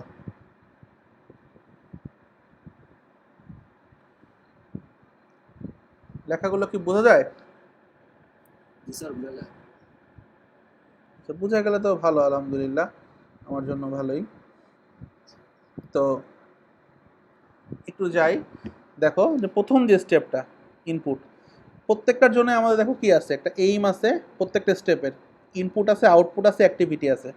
সো এই জায়গায় আমি কি করব, যে র ইনপুটগুলো আছে আমার, যে আগের যে এখান থেকে যে ইনপুটগুলো, যে স্কোপ, কনটেক্সট আর স্টেক হোল্ডার কনসার্ন, এই জিনিসগুলো যেটা আছে, এগুলাকে নিয়ে আমি কি করব, এই যে স্কোপ আর কনটেক্সটগুলো নিলাম, কনসার্নগুলোকে নিয়েছিলাম ইনপুট হিসাবে, এগুলাকে আমি এখন প্রসেস করব।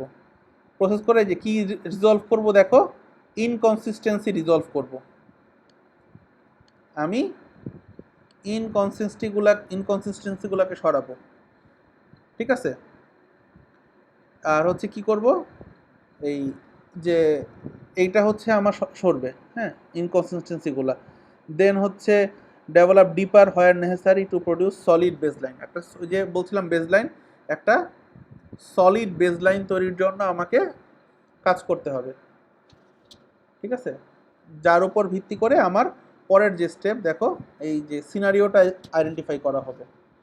তো আমার এই ইনপুটগুলো আসবে এখানে সিনারিওতে, আমার আউটপুট হবে কি, বিভিন্ন আর্কিটেকচারাল যে সিনারিও আছে সেগুলো। তো এটা করার জন্য কি করতে হবে, আমাকে সেট অফ সিনারিও তৈরি করতে হবে, ঠিক আছে। তার মানে আমাদেরকে আবার শিখতে হবে যে সিনারিও কীভাবে তৈরি করে। তোমরা সিনারিওর কিছু জিনিস কিন্তু তোমরা রিকোয়ারমেন্ট ইঞ্জিনিয়ারিংয়ে দেখছো, মনে আছে? তোমাদেরকে সিনারিও লেখা শিখাইছিলাম। স্যার হ্যাঁ, সো ওই সিনারিওগুলো কিন্তু তোমাদের এখন আসলে কাজে লাগবে, যেহেতু ধরো অ্যাকচুয়ালি এগুলা কি মানে মোর রিলেটেড, একটার সাথে একটা খুবই ক্লোজলি কানেক্টেড, আলাদা আলাদাভাবে। এই জন্য তোমাদের বারবার যখন ভিন্ন ভিন্ন জায়গায় ভিন্ন ভিন্ন পার্সপেক্টিভ এগুলো আসবে, তোমাদের নিজেদের কাছে সফটওয়্যার ইঞ্জিনিয়ারিংটা ক্লিয়ার হবে গ্র্যাজুয়ালি। ওকে, তো কী করতে হবে, আমাদের সেট অফ যে সিনারিও তৈরি করতে হবে, ঠিক আছে, যে that important attributes required of the architecture and can be evaluated how well a proposed architecture will meet underlining functional and quality properties. তো অবশ্যই আমাদেরকে এখানে যে যে ফাংশনাল আর কোয়ালিটি প্রপার্টিগুলো আছে সেগুলো যেন সবগুলো কভার করে। হ্যাঁ, ওই মনে আছে সিনারিও লেখার সময় বলছিলাম যে প্রত্যেকটা সিনারিওর যে অল্টারনেটিভ অপশানগুলো হবে, কেন অপশন হবে, যে আমার অ্যাকচুয়ালি বোঝার জন্য যে আমার কোনটার কি কি হইতে পারে, মানে কোনটা প্রবাবল কি কি জায়গায় যেতে পারে স্টেপ থেকে। তোমরা কি যে ওখান থেকে অ্যাক্টিভিটি ডায়াগ্রাম তৈরি করছিলা? হ্যাঁ, ওখানের মধ্যে মনে হয় তোমাদের যে দেখাইছিলাম যে অ্যাক্টিভিটি থেকে যে কোনো একটা অ্যাক্টিভিটির মাঝামাঝি যে কোনো জায়গা থেকে সে এক্সিট হয়ে যেতে পারে, বা কোনো একটা ইন্টারাপশান আসতে পারে, সেগুলো কীভাবে কনসিডার করা হবে, এই জিনিসগুলোই কিন্তু এখন তোমাকে কাজ করতে হবে। বুঝতে পারতেছি স্যার, যে কি হবে না হবে, হ্যাঁ, যে এইগুলাই তোমাকে এখন আসলে মাথায় রাখতে হবে। দেন আমরা চলে আসি পরের স্টেপে, যে আইডেন্টিফাই রিলেভেন্ট আর্কিটেকচারাল স্টাইল। এইটার জন্য এবার আমাদের কি, আমাদের বিভিন্ন ধরনের আর্কিটেকচার স্টাইল আছে, ঠিক আছে, যে ধরো আমাদের বিভিন্ন পার্সপেক্টিভ আছে আর্কিটেকচারের, হ্যাঁ, স্টাইল আছে, মডেল আছে, সেগুলোকে আমাদের ফলো করতে হবে। যে এটা এই যে আমি যে সিনারিওগুলো তৈরি করছিলাম, এটার জন্য আমার একদম রিলেভেন্ট স্টাইল কোনগুলো, হ্যাঁ, যে কি ধরনের স্টাইল আমি ফলো করলে আমার জন্য সুবিধা হবে। এটা আমরা স্টাইলে ডিটেলস পড়বো, আমাদের একটা বড় আছে, অ্যাটলিস্ট 2 উইক, মানে 3-4টা ক্লাসের একটা ব্যাপার আছে সেখানে স্টাইল শেখার জন্য। তো ওইটা আমরা দেখব। দেন হচ্ছে কি, প্রডিউস ক্যান্ডিডেট আর্কিটেকচার। কি করতে হবে আমাকে, এই যে ইনিশিয়াল আর্কিটেকচার আইডিয়া, এগুলার গাইডেন্স ছিল এই ভিউ পয়েন্ট আর পার্সপেক্টিভ, ঠিক আছে। এই জায়গার এটা খুব ইম্পর্ট্যান্ট, আমাদের হচ্ছে এখানে এখন এই ভিউ পয়েন্ট আর পার্সপেক্টিভ নিয়ে কাজ করতে হবে। এই দুইটার জন্য দেখবা তোমাদের রাখা আছে আর্কিটেক্ট, তোমাদের যে কোর্সের মেজর অংশ যেটা আমি বলছিলাম, যে ভিউ পয়েন্ট আর পার্সপেক্টিভ অ্যানালাইসিস করা, আর্কিটেকচারাল ভিউ পয়েন্ট কী, আর্কিটেকচারাল পার্সপেক্টিভগুলো কী, এগুলো নিয়ে কাজ করা। সো এখন হচ্ছে যে এই স্টেপ থেকে যখন আমরা এই 3 থেকে 4-এ আসতেছি, তখন আমার কি করতেছি, এই ভিউ পয়েন্ট আর পার্সপেক্টিভগুলো নিয়ে কাজ করতে হবে। দেন আমার আসলে খুব সিম্পল যে আমার আর্কিটেকচারাল অপশনগুলো চলে আসবে। হ্যাঁ, যে কি কি অপশন আছে না আছে আমার এই কি বলে, এখান থেকে আমার হচ্ছে এই ভিউগুলা তৈরি হবে। আমাদের কি কি আসবে এখান থেকে আউটপুট দেখো, detail or accurate architectural view, আমার ভিউটা তৈরি হয়ে যাবে, আর্কিটেকচারাল ভিউটা তৈরি হবে। আচ্ছা, দেন হচ্ছে আমি কি করব, এটা আর্কিটেকচারটাকে ইভ্যালুয়েশন করব। ঠিক আছে, যে এটা আমার ঠিক আছে কি না, এটার আমাদের ধরো স্টেক হোল্ডারদের সাথে কমিউনিকেশন করে যে এটা আমার সকল রিকোয়ারমেন্টকে ফুলফিল করতেছে কি না, বা হচ্ছে যেভাবে আমি কাজ করতে যাচ্ছি সেটা আমার অ্যাকচুয়ালি ওয়ার্কেবল কি না। হ্যাঁ, টেকনিক্যাল পার্সপেক্টিভ থেকে, স্কিল থেকে এই জিনিসগুলোকে আমি ইভ্যালুয়েট করব। এখন কথা হচ্ছে যদি এটা আমার অ্যাকসেপ্টেবল হয় তাহলে তো আমি ফাইনাল স্টেপে চলে যাব। যদি না হয় তাহলে কি হবে, আমার এর পরের স্টেপে যাবে যে রিওয়ার্ক আর্কিটেকচার আর রিভিজিট রিকোয়ারমেন্ট। সো রিওয়ার্ক আর্কিটেকচারে কী হবে, আবার আমি সেই আর্কিটেকচারাল ভিউগুলোকে সেট করব। যদি আরও লাগে ফার্দার ইনভেস্টিগেশনের জন্য আবার আমি সেই সিনারিও থেকে আবার যাব, সিনারিও স্টেপ থেকে আবার শুরু করব যদি না লাগে। আর যদি এটা যদি ফার্দার ইনভেস্টিগেশন করতে না হয়, আমি আবার এই আর্কিটেকচার অপশনের কাছে ফিরাই দিব। এই 7-এর এ আর ভি হচ্ছে ভাইস ভার্সা, একটা থেকে একটায় স্টেপ যেতে পারে। 7-এর ভিতে কি, রিভিজিট রিকোয়ারমেন্ট।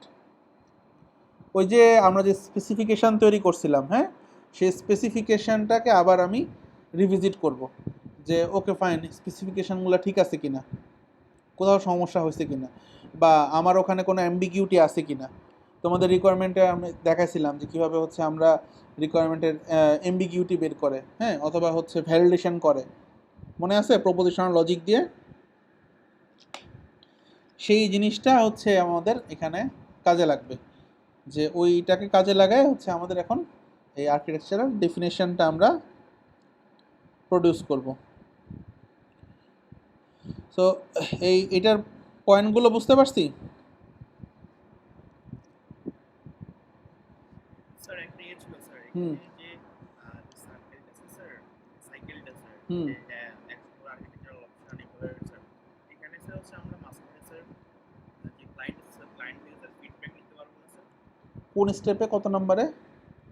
মানে স্যার এখানে যে সাইকেলটা sir, explore architectural option evaluate, হ্যাঁ, এরপরে স্যার হচ্ছে যে যদি নট অ্যাকসেপ্টেবল হয় আচ্ছা, তাহলে ও এরকম স্যার। এইখানে আসলে ধরো তোমার কারণ অলরেডি আমার যখন স্পেসিফিকেশন হয়ে গেছে, তখন আসলে এখানে আমাদের খুব একটা স্টেক হোল্ডারদের খুব একটা কানেকশন দরকার নেই।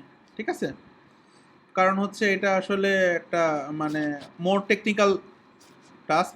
হাউএভার, যে আমরা চাইলে হচ্ছে এখানে যখন এই রিভিজিট রিকোয়ারমেন্ট করব, তখন হচ্ছে আমাদের ক্ল্যারিফিকেশনের জন্য অনেক সময় রিকোয়ারমেন্টগুলোর ক্ল্যারিফিকেশনের জন্য হয়তো স্টেক হোল্ডারদের এই স্টেপে আমাদের দরকার হইতে পারে।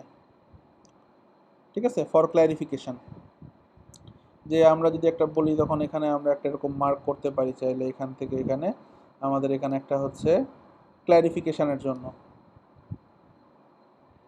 ঠিক আছে, ক্ল্যারিফিকেশনের জন্য আমরা এখানে একটা স্টেপ রাখতে পারি, এখানে স্টেক হোল্ডারদেরকে আমরা কানেক্ট করব,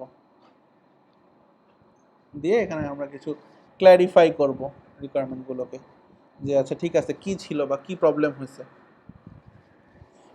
এনিথিং এলস?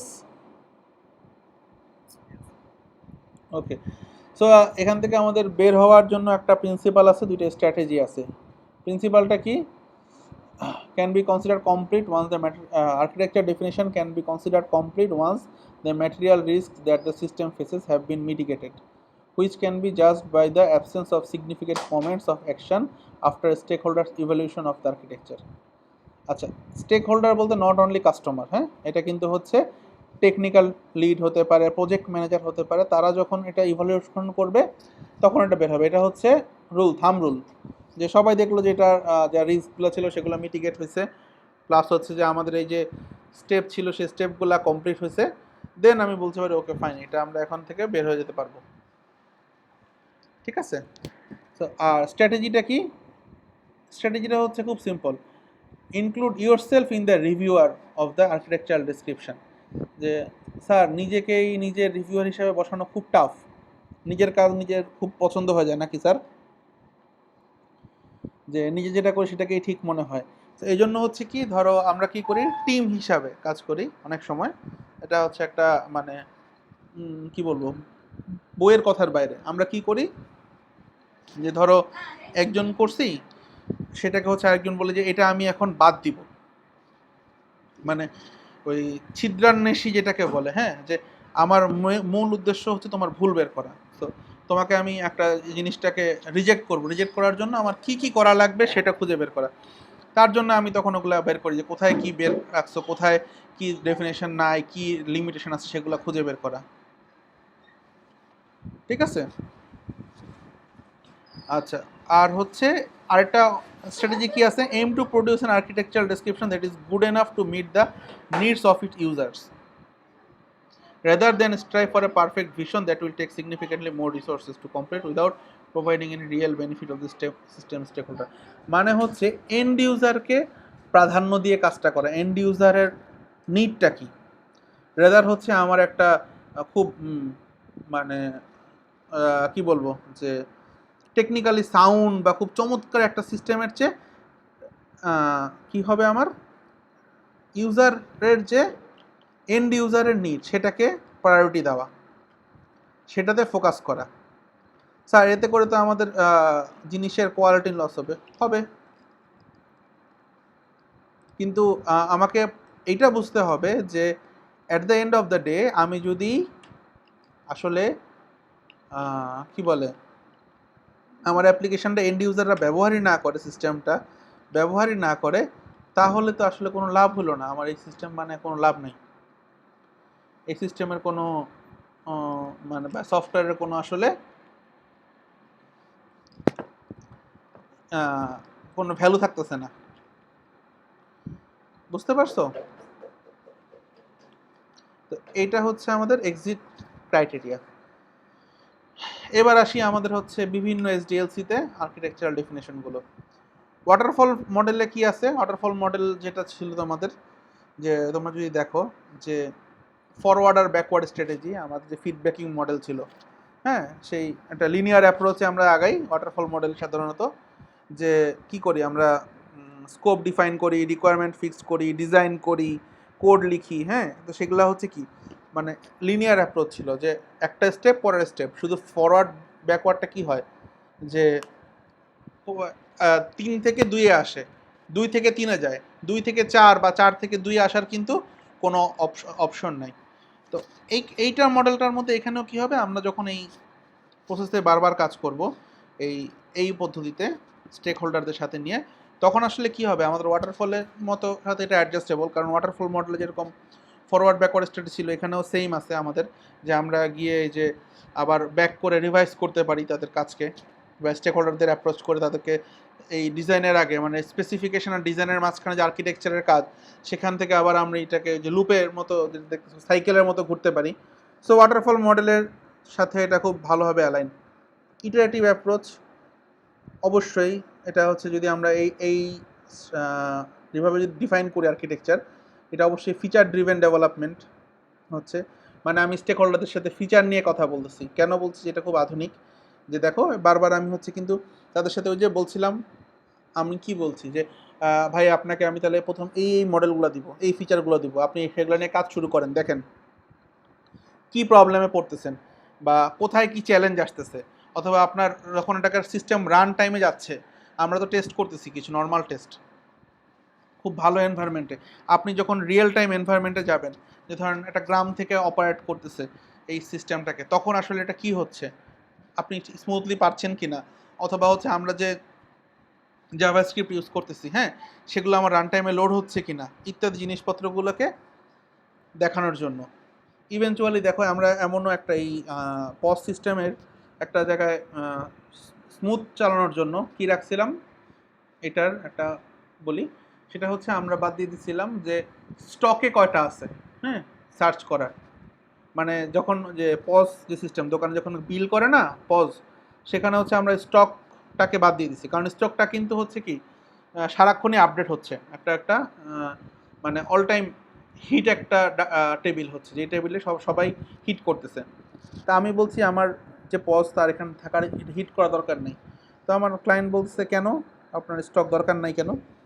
আমি বললাম যে শুনেন, এটা আপনার স্টক কি হবে, আপনার এটা তো একটা দোকান, দোকানে কি করতেছেন আপনার ওখান থেকে জিনিস নিয়ে এসে আপনি দিচ্ছেন বিল, মানে এখানে ইয়াতে বিলিং পয়েন্টে, যে আমি এই জিনিস কার্টে উঠায় নিয়ে আসছি, নিয়ে এসে দিচ্ছি। এটা অনলাইন শপ না। বলছেন না অনলাইন না, আমার এটা অফলাইন, মানে বিজনেসের এই পার্টটা হচ্ছে অফলাইন।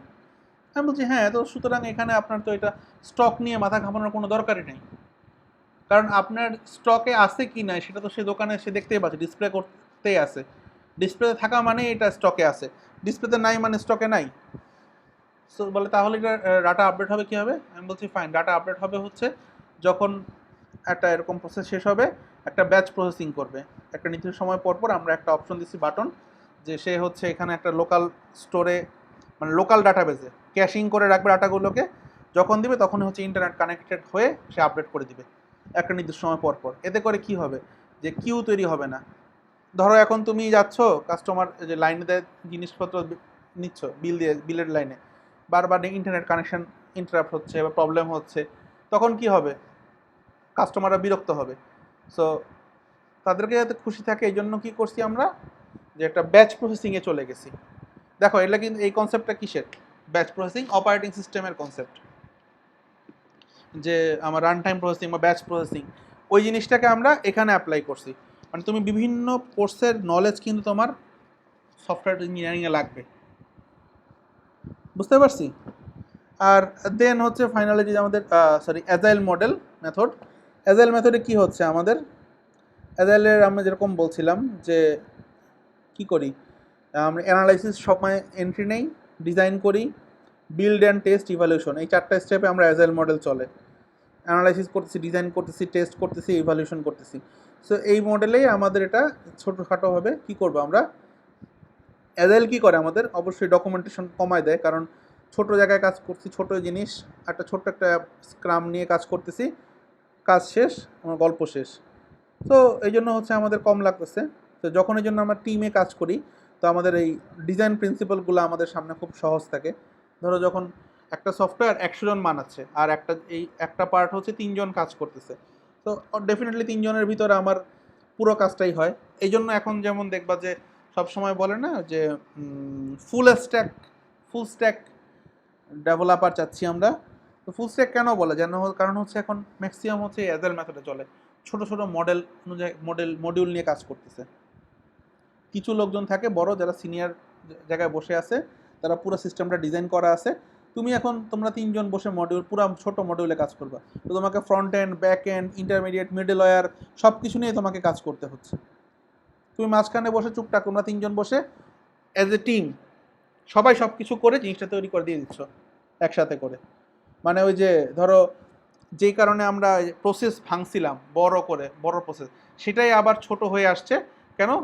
কারণ কি আমরা এখন শিখে গেছি কীভাবে ভালোভাবে প্রসেস ডিকম্পোজিশন করতে হয়, কীভাবে মেইন আর্কিটেকচার তৈরি করতে হয়, কীভাবে হচ্ছে আমাদের কম্পোনেন্ট ডিজাইন করতে হয়, এগুলো আমরা এখন শিখে গেছি খুব ভালোভাবে। এই জন্য হচ্ছে কি আমাদের এই অ্যাজাইল মেথডগুলো বা হচ্ছে এই ধরনের ইন্টারেক্টিভ অ্যাপ্রোচ অ্যাপ্লাই করা খুব সহজ হয়ে গেছে।